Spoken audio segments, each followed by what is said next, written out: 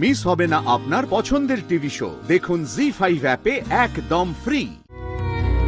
যাই হোক, এই বারবার এই বিয়ে বিয়ে কথাটা আমায় তুমি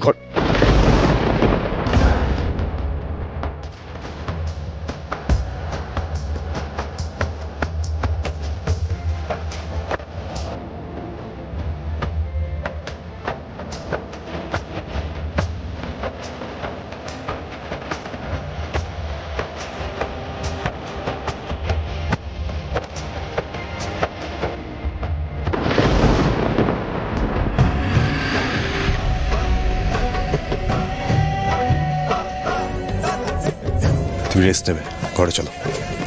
আর শোনো, সবাইকে বলছি, বিয়ে টিয়ে কিচ্ছু হয়নি, কিচ্ছু এক্সিস্ট করে না এই সমস্ত বিয়ে। সবাই নিজের ঘরে যাও, শান্তিতে থাকো, কিচ্ছু হয়নি, নাথিং। মামনি চলো, এসো।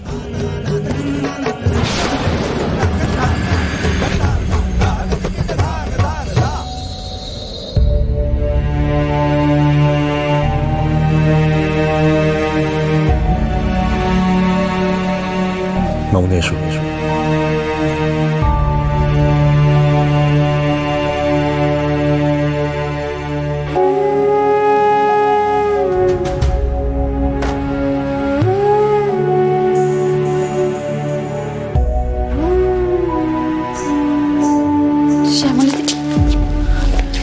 এখানে সিন ক্রিয়েট করিস না প্রিয়া, চ ভেতরে চ।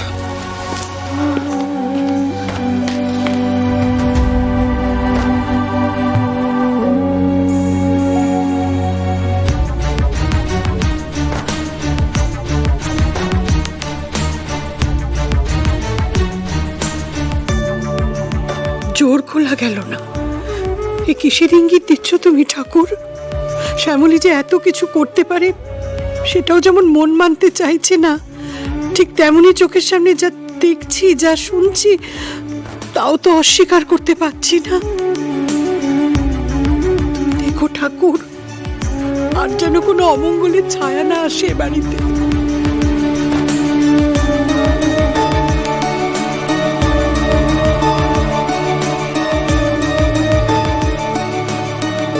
আমি জানতাম এমন কিছুই হবে, মনে মনে আমি তৈরি ছিলাম। ম্যাডামকে ছাড়ানোর জন্য বিয়ে করার দরকার ছিল, ম্যাডাম ছাড়া পেয়ে গেছেন। এই বাড়িতে আমার আর কোনো ভূমিকা নেই,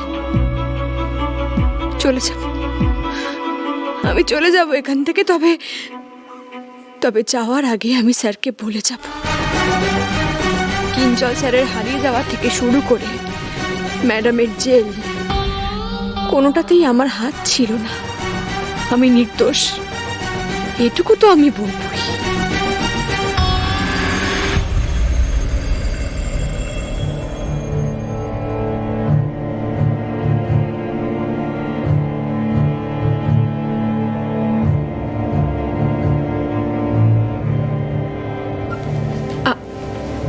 আপনার সাথে একটু দরকার ছিল স্যার।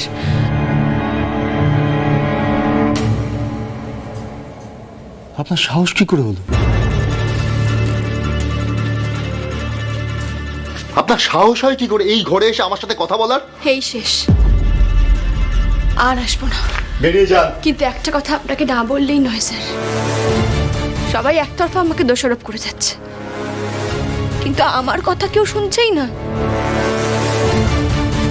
স্যার, আপনি একদিন আমায় বলেছিলেন না, না তুতলিয়ে সাহস নিয়ে কথা বলতে, তাই আজ বলছি, আমি কিঞ্জল স্যারের কোনো ক্ষতি করিনি স্যার, আমি এই পরিবারের কারোরই কোনো ক্ষতি করিনি, কিন্তু সবাই আমাকেই দোষ দিচ্ছে। আমি তো সেটা মেনেও নিয়েছি স্যার, মেনেও নিয়েছিলাম। আমি কোর্টে কোনো কথা বলিনি, আমার ফাঁসি হবে জেনেও আমি চুপ করেছিলাম স্যার, কিন্তু আবার শেষ মুহূর্তে যখন আপনি আমায় বাঁচালেন। আপনি একবার একটা কথা বোঝেন না? কি বললাম আপনাকে, বেরিয়ে যান। সেদিন রাতে বিয়ে বাড়িতে চুরি হয়েছিল স্যার,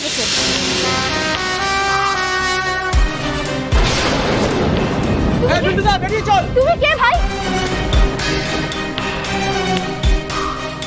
আর সেই চুরির কথা বলতেই আমি কিঞ্জল স্যারের ঘরে অত রাতে ঢুকেছিলাম, কিন্তু কিঞ্জল স্যার আমার কোনো কথাই শুনলেন না। উনি আমাকে বললেন পরের দিন সকালে আসার সময় একটা মরা নদীর খাদ দেখেছিলাম, মনে আছে? হ্যাঁ, কাল তুমি সকাল 6টায় চলে এসো .6। উনি নাকি ওনার কথা বলবেন আর আমার কথাও শুনবেন। আমার মন মানল না।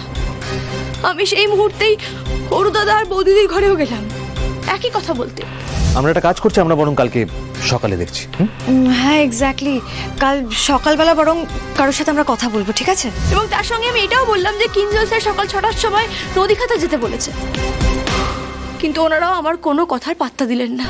তারপর পরের দিন সকালবেলা 6টার সময় আমি এই কথাগুলো বলার জন্যই নদী খাতে গেলাম। কিঞ্জল স্যারও এলেন, কিন্তু তখনও উনি আমার কথা না শুনে উনি নিজের কথা বললেন। আমি তোমাকে ভালোবাসি শ্যামলী, আই লাভ ইউ।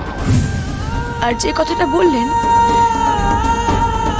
সে কথায় আমি রাজি হতে পারলাম না। আর ঠিক তখনই উনি আমাকে টাকা পাঠিয়ে উনি বোঝাতে চেয়েছিলেন যে শ্রেণীর কোনো ভেদাভেদ হয় না, কোনো বৈষম্য হয় না। তোমার গ্রেট বেঙ্গলের স্যালারি অ্যাকাউন্টে আমি নিজের অ্যাকাউন্ট থেকে 10 লাখ টাকা ট্রান্সফার করেছি। এখন তো আমরা সমান সমান। কিন্তু তারপরেও আমি মানিনি স্যার। আমি নদীঘাট থেকে উঠে আসছিলাম এবং বারবার আমি কিঞ্জল স্যারকে বলছিলাম যে আপনি ফিরে যান কিঞ্জল স্যার, আপনার মাথা ঠিক নেই, আপনি উত্তেজিত হয়ে আছেন।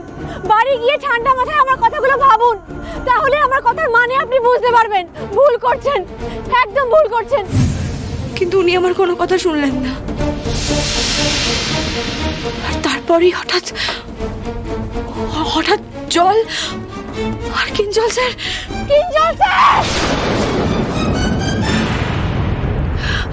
আর রইল বাকি ম্যাডামের কথা। আমার দুই ভাই খোকন আর সুবল যে ম্যাডামের নামে দোষ দিয়েছিলেন সেটাও আমি জানতাম না স্যার। আমি জানা মাত্র থানায় ছুটে যাওয়ার চেষ্টা করেছিলাম, গেছিলামও, কিন্তু শেষ রক্ষা হয়নি।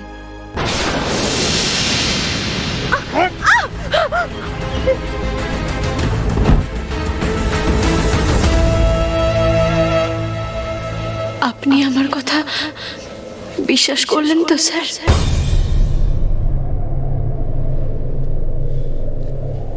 বিশ্বাস?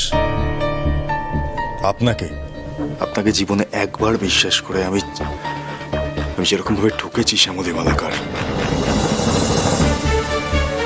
এটাও কি কোনো আপনার নতুন প্ল্যান নাকি প্ল্যানের পার্ট? স্যার, আমি সবটা সত্যি কথা আপনাকে বলে দিলাম। এরপরেও যদি আপনি গেট আউট, বেরিয়ে যান।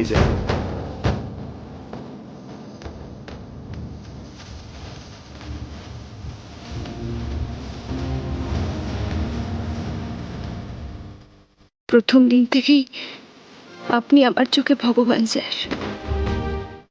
জি5 ডাউনলোড করুন আর সব এপিসোড দেখুন একদম ফ্রি।